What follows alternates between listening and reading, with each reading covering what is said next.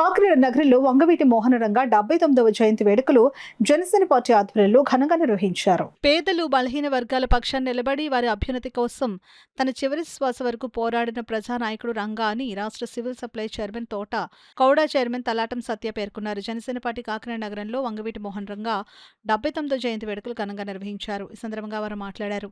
ప్రజలతో మమేకమై వారి కష్ట సుఖాలు భాగస్వామిగా నిలిచారని అన్నారు.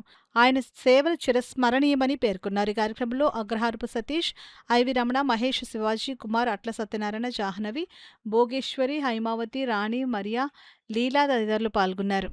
ప్రజల కష్టాలని తీర్చడంతో నాయకుడయ్యాడు.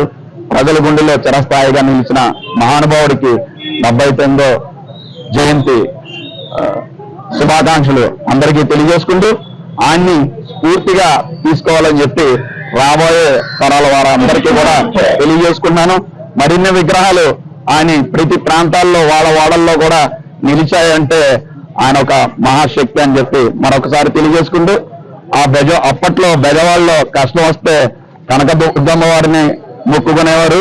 ఆ తర్వాత వంగవీటి మోహన్ రంగా గారికి మొక్కునేవారు అని చెప్పి నేను తెలియజేసుకున్నాను. నేను ఎప్పుడూ కూడా బడుగు బలహీన వర్గాలకి ఎప్పుడూ తోడుగా ఉంటాను.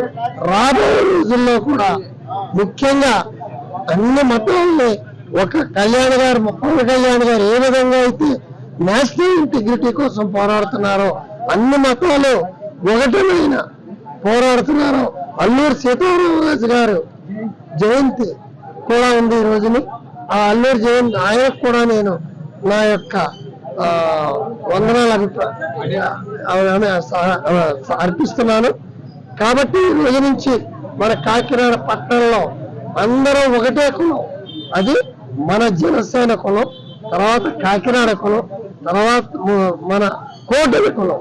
ఈ కులంగా మనం ముందుకెళ్తూ అందరినీ బడుగు బలహీన వర్గాలను హక్కురుద్దుకుంటూ వంగవీటి మోహన్ రంగా గారి స్ఫూర్తితో ముందుకెళ్లాలని సవినయంగా అందరికీ చేతులెత్తి జోడించాలని సెలవు తీసుకున్నాను. జై హింద్, జై జనసేన.